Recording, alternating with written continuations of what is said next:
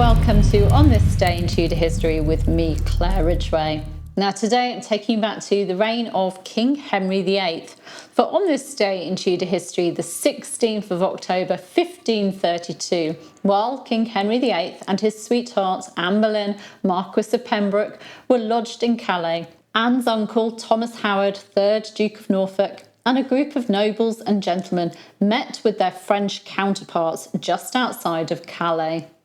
When Kinderwood records this meeting in his contemporary pamphlet, The Manner of the Triumph of Calais and Berlin, writing, "And on the 16th day of October, my Lord of Norfolk, accompanied with my Lord of Derby, and a great number of gentlemen besides, met with the great master of France, 6 miles from Calais, at the English Pale, the said great master having 2 great lords in his company of their order, and 100 gentlemen attending upon them.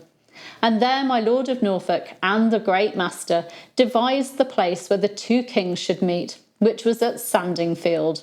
And that done, they went both to Calais with their companies.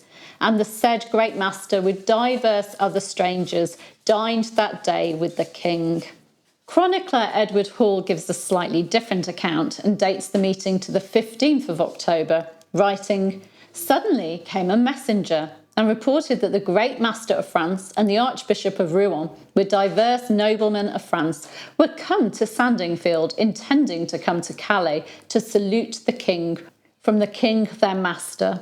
He being thereof advertised, sent in great haste the 15th day of October, the Duke of Norfolk, the Marquess of Exeter, the Earls of Oxford, Derby and Rutland, the Lord Sandys and the Lord Fitzwater, with 300 gentlemen, which honourably received the French lords at the English Pale, and so brought them to the king's presence in Calais, which stood under a rich cloth of estate of such value that they much mused of the riches. The king, as he that knew all honour and nurture, received the French lords very lovingly and amiably, and with them took a day and place of meeting. These lords were highly feasted, and after dinner departed to Boulogne."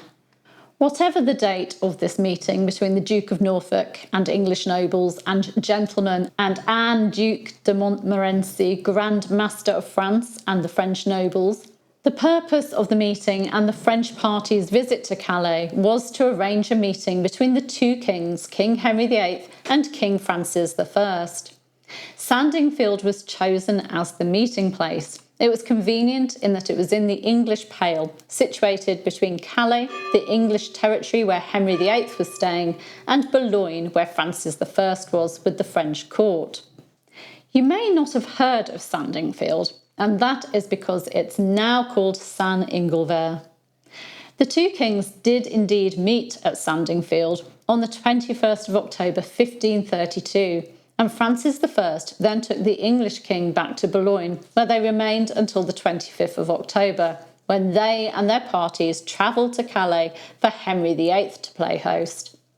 As I explained in my talk on the 11th of October, the purpose of Henry VIII's visit to Calais was to meet with Francis I and to obtain his support for the annulment of his marriage to Catherine of Aragon and his plan to marry Anne Boleyn.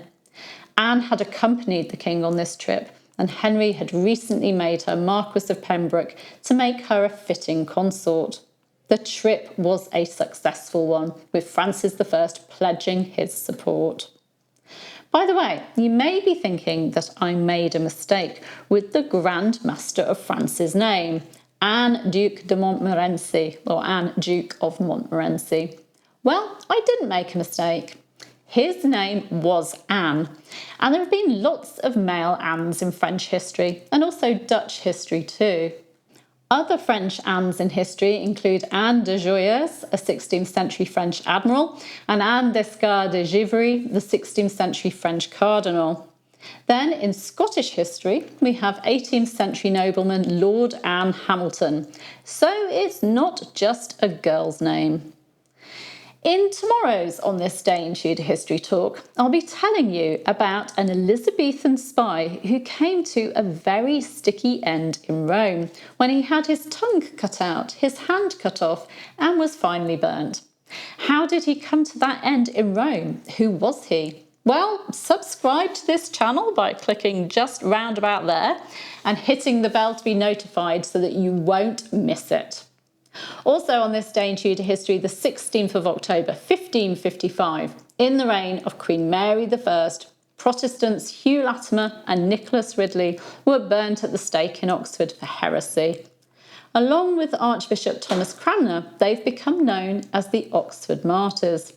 And you can find out more about those men and hear an account of their burnings, warning, it's horrible, in last year's video. And if you can cope with that, you'll find a link to it in the description. Thank you for joining me today. I do hope you've enjoyed this talk. Please do give me a like and leave a comment. I'll see you very soon. Take care.